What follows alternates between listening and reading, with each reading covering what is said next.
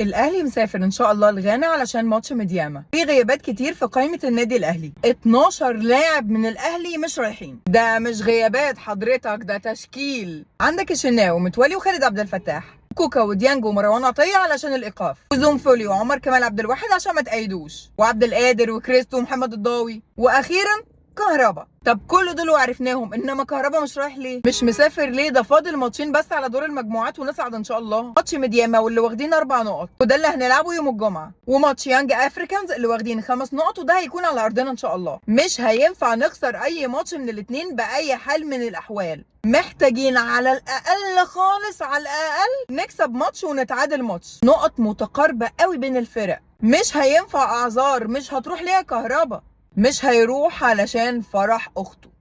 بتهزر؟ انت اكيد بتهزر. كهربا قال لكولر ده فرح اختي وانا اخوها الوحيد، مش هينفع اسيبها في يوم